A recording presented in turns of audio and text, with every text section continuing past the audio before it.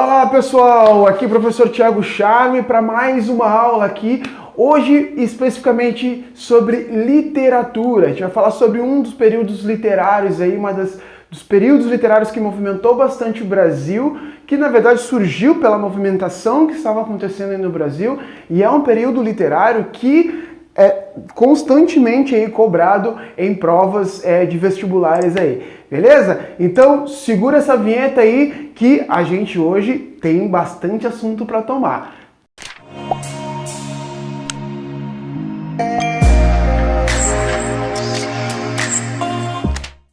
Vamos estudar então um pouco do pré-modernismo, assim como analisar aí algumas das obras. Vou fazer uma análise rápida aí. Em primeiro lugar, pessoal, vale ressaltar que a literatura é uma manifestação artística e cultural do ser humano, assim como a dança, a música, o teatro. Por representar a linguagem e a comunicação, os estilos literários estão sujeitos aí às mudanças culturais, né? A literatura brasileira é formada por diversas fases e foi se transformando aí junto à sociedade. O pré-modernismo é um desses períodos que carrega consigo muitos significados aí e artes e coisas simbólicas. O pré-modernismo, então, ele é marcado por guerras na Europa e pela política do café com leite aqui no Brasil. Em alguns estados brasileiros ocorriam aí conflitos como a Revolta de Canudos e a Revolta da Chibata.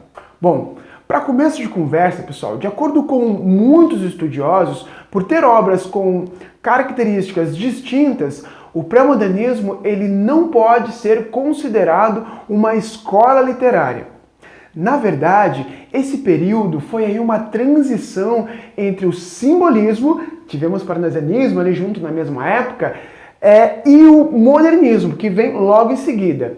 Isso teve início lá no século XX, no início do século XX, até 1922, aí que coincide com a Semana da Arte Moderna. Bom, e por falar desse contexto histórico, é bom a gente reforçar então, olha só.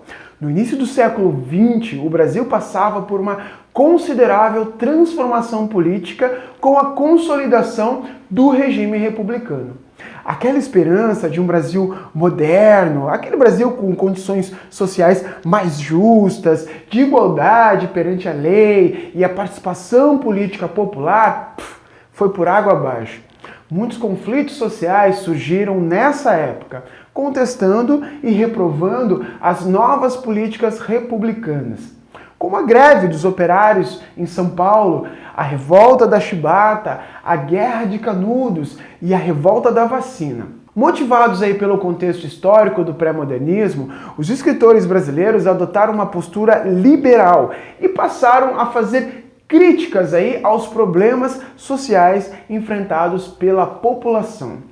A linguagem formal empregada no arcadismo e a preocupação estética foram substituídas aí pelos temas históricos, sociais e políticos. Aí, para a gente entender um pouco mais as características do pré-modernismo, nós vamos destacar aí algumas delas, como, por exemplo, a ruptura com o academicismo. Então, por isso que eu falei, né, que eu destaquei que ela não é considerada uma escola literária. A ruptura com o passado e a linguagem formal.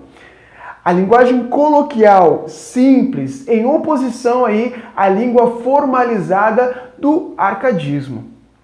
A exposição da realidade social brasileira, denunciando seus problemas, tais como a miséria, os abismos sociais, os conflitos, tudo isso. Regionalismo e nacionalismo, isso é, a valorização da cultura popular brasileira, a marginalização dos personagens principais, o sertanejo, o caipira, o suburbano.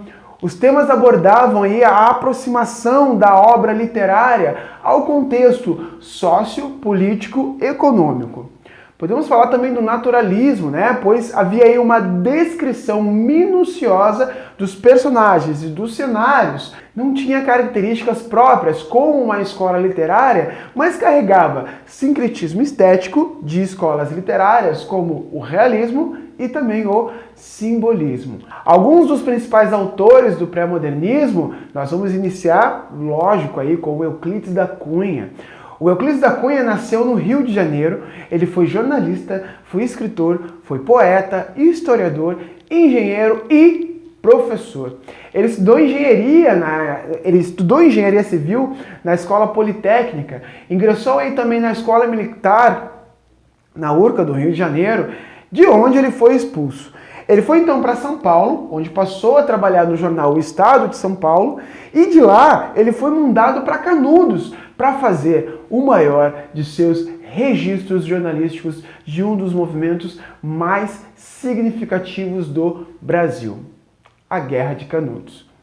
Foi esse movimento popular de cunho religioso ocorrido na Bahia que inspirou um dos mais importantes registros literários desse período, Os Sertões.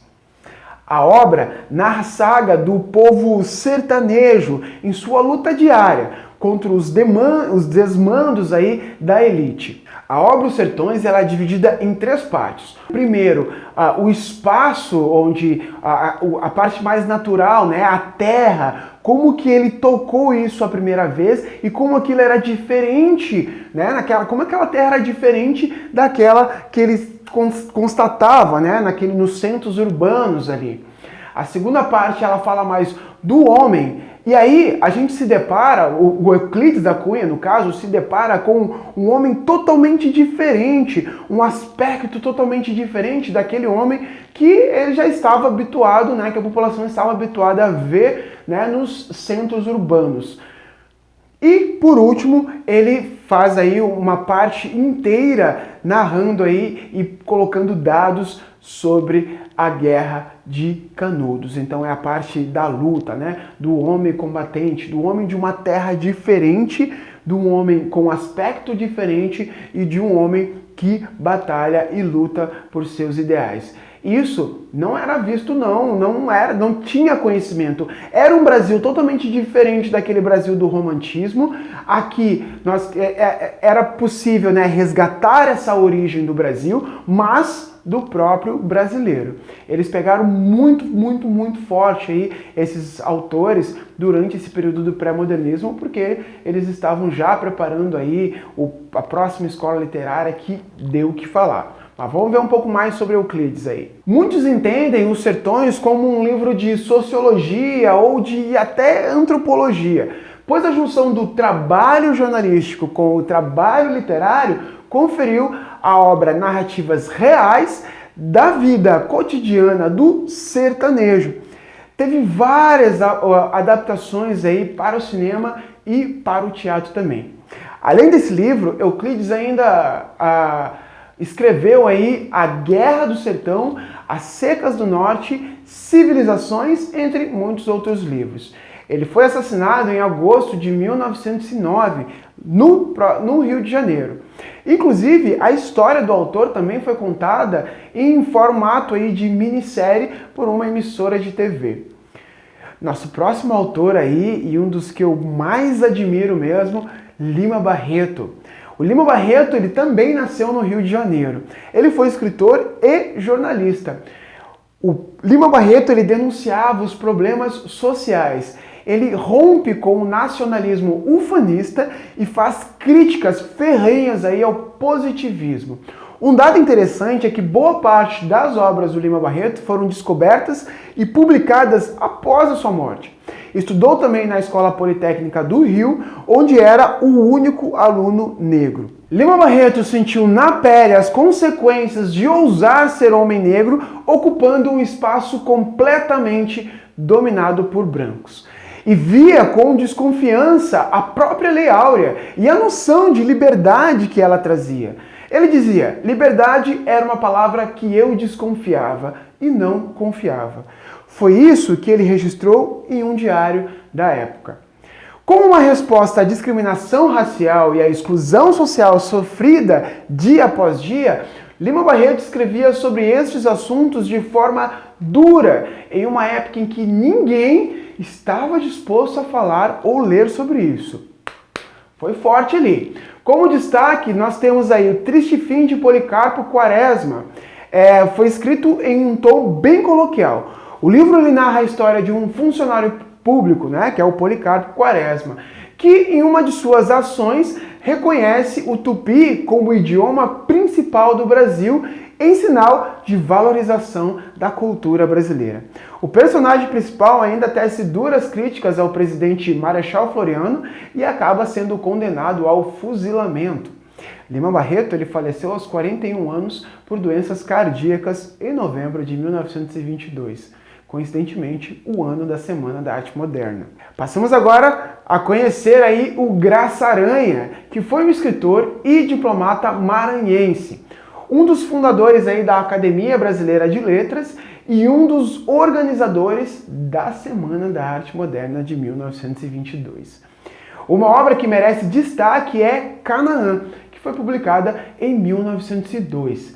Nessa obra aí, o autor ele aborda a imigração alemã no estado do Espírito Santo, por intermédio do conflito entre dois personagens principais aí, que eram Milkau e Lentz, que representam aí diferentes linhas filosóficas. Temas como opressão feminina, imperialismo germânico, militarismo, corrupção dos administradores públicos, ostracismo, conflito de adaptação à nova terra são tratados nesse romance. Nós vamos destacar aí um último autor aí que é bastante importante nesse período, que é o Monteiro Lobato. Você já deve ter ouvido falar muitas vezes de Monteiro Lobato. Ele nasceu no estado de São Paulo, mais precisamente em Taubaté.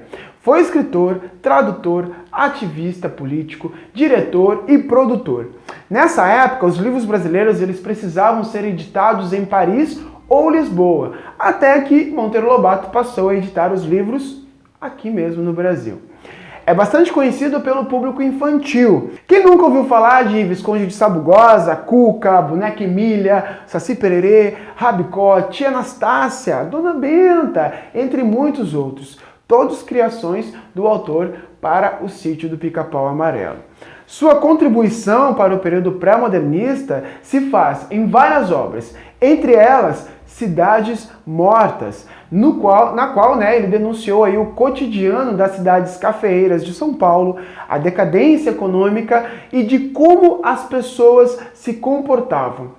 Vale destacar que foi Monteiro Lobato quem apresentou, e aí faz-se muito destacável aí dentro desse período pré-modernista, ele que apresentou o brasileiro caipira. O personagem Jeca Tatu, que foi apresentado aí na obra Urupês.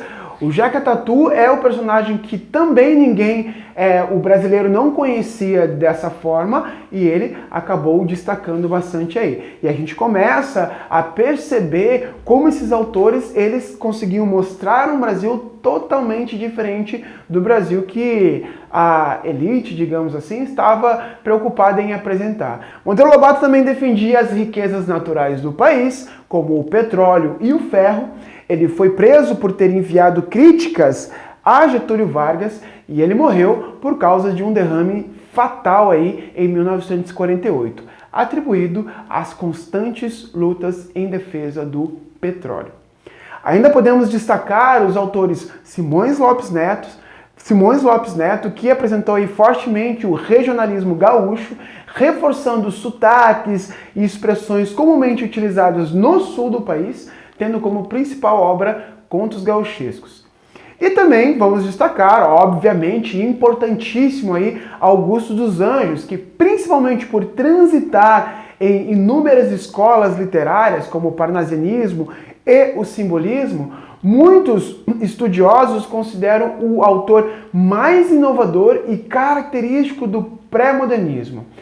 A sua principal, na verdade, única obra é o Eu, Para fechar com chave de ouro, então, resumindo o que vimos sobre este período, então, pré-modernismo é uma arte que interessa pelos problemas sociais, Os autores aí aparecem e encaram pela primeira vez os problemas aqui no Brasil, por isso que eles denunciam, protestam justamente para saber se vai seguir do mesmo jeito ou vão mudar, né? Eles criticam os problemas, afinal de contas, é preciso saber quem são os causadores desses problemas e eles documentam os problemas em forma de arte. Tem como ser mais linda ou não?